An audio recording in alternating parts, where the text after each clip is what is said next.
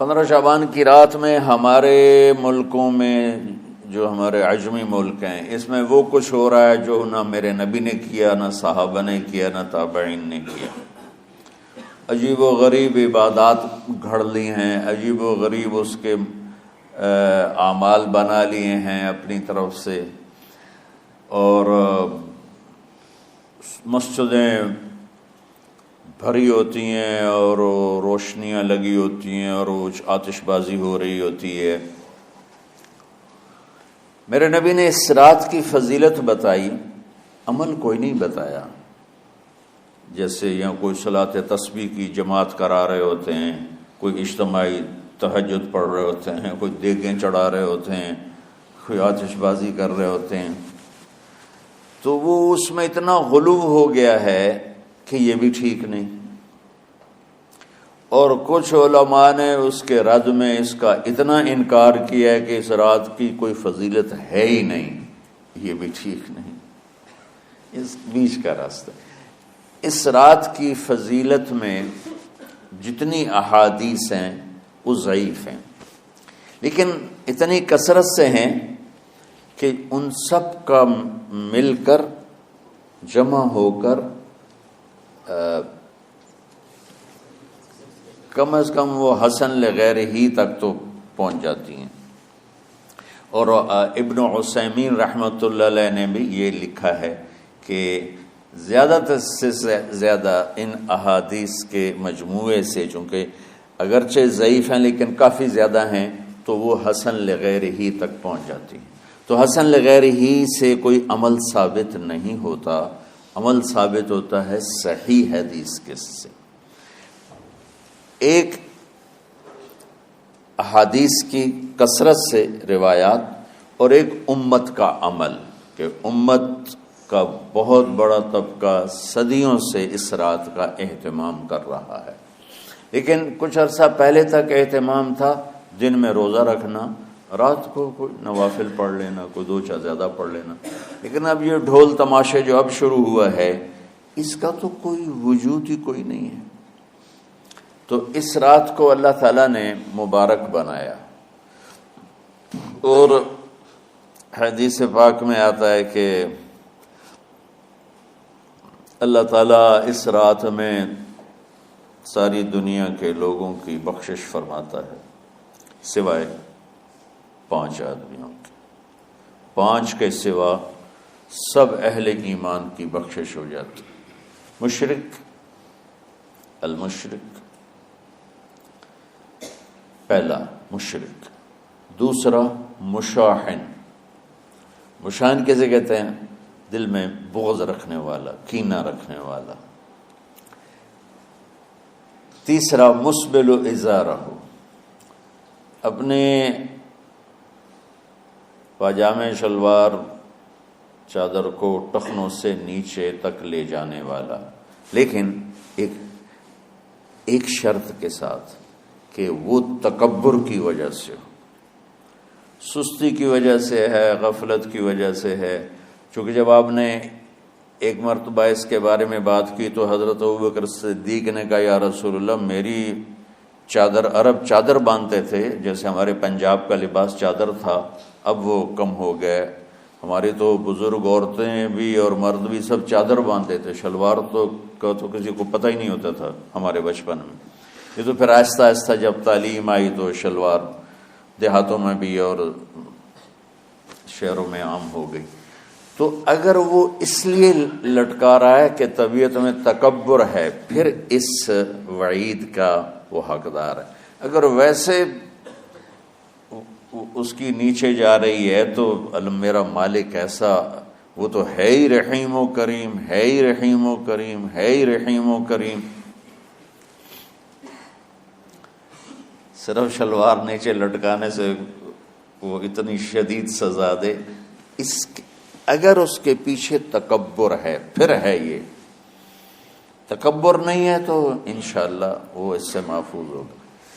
تو اپنی چادر کو لٹکانے والا، لیکن بشرط تکبر۔ کتنے ہو گئے؟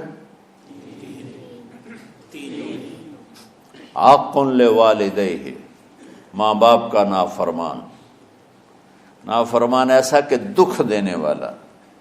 چھوٹی موٹی اونچ نیچ تو ہر بچے سے ہو جاتی ہے، نہیں، جن نے والدین کو ٹکڑے ٹکڑے کر دیا ہو اور ان کو دکھ دے دے دے دے کے ان کا سینہ چیر دیا ہو. چونکہ آپ کہتے ہیں پرزے پرزے کرنا کسی چیز کو، تو اپنے دکھ دے کر اپنی بدتمیزی کے ساتھ اس نے ماں باپ کا دل زخمی کر دیا ہو، ایک یہ نہیں معاف ہوتا. 5واں مدمن خمر، مسلسل شراب پینے والا، مستقل جو شراب کا عادی ہو. ان 5 کو مؤخر کر دیا جاتا ہے. معافی نہیں ہونے کا مطلب یہ نہیں کہ اللہ تعالیٰ کبھی معاف نہیں کرے گا. معافی نہ ہونے کا مطلب یہ ہے کہ یہ 5 ایسے گناہ ہیں کہ اس کی وجہ سے بخشش رک جاتی ہے. اگر وہ شرک سے نکل آئے، وہ کینہ سے نکل آئے، وہ تکبر سے نکل آئے، وہ والدین کی نافرمانی سے نکل آئے، شراب چھوڑ دے، تو ان کی بھی بخشش ہو جاتی. جب کوئی توبہ کرے گا فوراً بخشش ہو جائے گی. نہ 15 شعبان کی ضرورت ہے، نہ لیلۃ القدر کی ضرورت ہے، نہ بیت اللہ جانے کے ساتھ توبہ کی شرط ہے. جہاں بھی وہ بیٹھ کے توبہ کرے گا، جس لمحے میں کرے گا، اسی وقت اس کی توبہ قبول ہوگی اور اللہ اس کے پچھلے سارے گناہوں کو معاف فرما دے گا.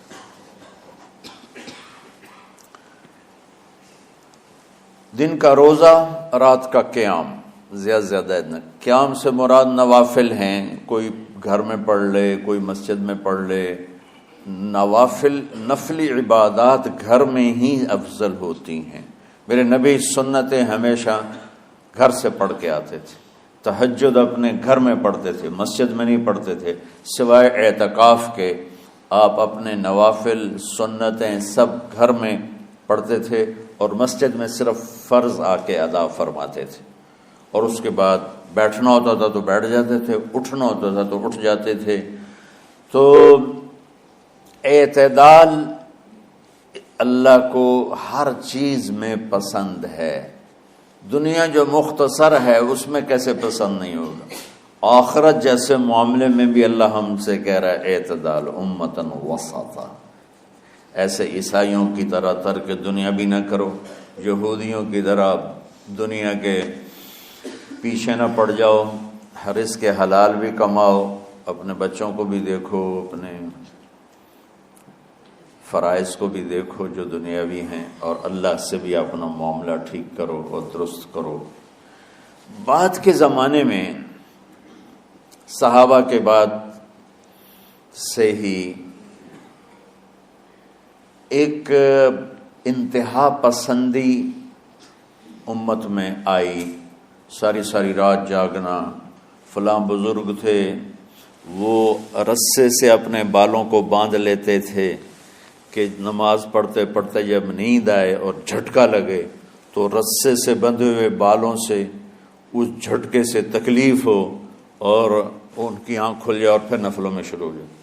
ایک فلاں بزرگ تھے وہ اپنے آنکھوں میں نمک کا سرما لگاتے تھے تاکہ آنکھیں جل جائیں، اس میں وہ جلن پیدا ہو جائے اور نیند اڑ جائے.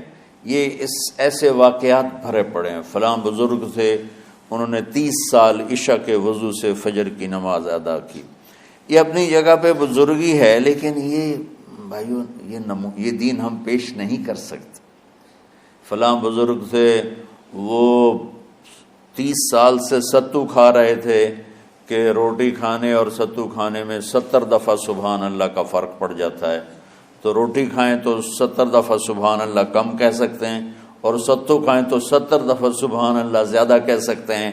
تو لہٰذا ان کا مجھے تو 30 سال ہو گئے، میں تو ستو کھا رہا ہوں، میں تو روٹی نہیں کھا رہا. یہ دین نہیں ہے. یعنی یہ وہ دین نہیں جو ہم انسانیت کو پیش کر سکتے. یہ تو لوگوں کو دوڑانے والی بات. یہ راہبانیت کی شکل ہے. یہ وہ دین نہیں جو ہم لوگوں کو پیش کریں گے تو وہ کہیں گے واہ واہ واہ واہ کیا دین ہے بھائی، قبول کرو.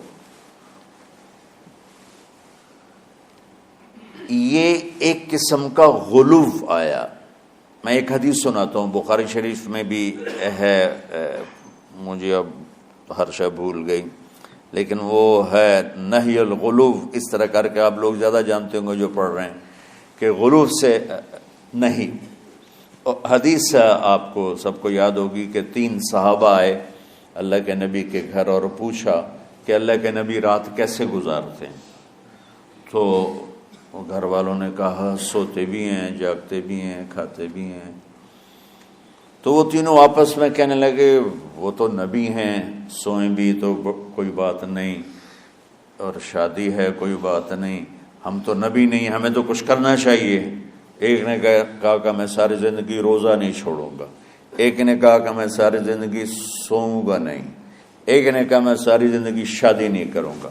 تو دیکھنے میں تو واہ واہ کیا بڑی بزرگی ہے بھائی، بڑے بزرگ ہیں۔ ہمارے نبی کو پتہ چلا آپ نے تینوں کو بلا لیا، کہا تم مجھ سے زیادہ اللہ سے ڈرنے والے ہو، میں تم سے انا اتقاکم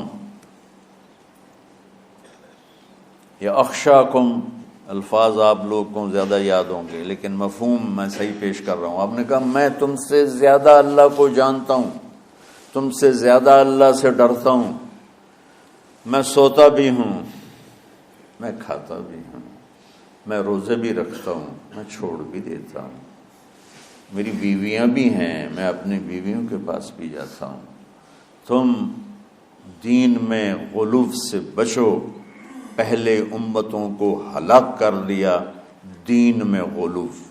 دنیا میں غلو یعنی انتہا پسندی، ایکسٹریمسٹ ہونا، دنیا ہو یا دین ہو، دونوں میں اعتدال بچو، اللہ تعالیٰ کو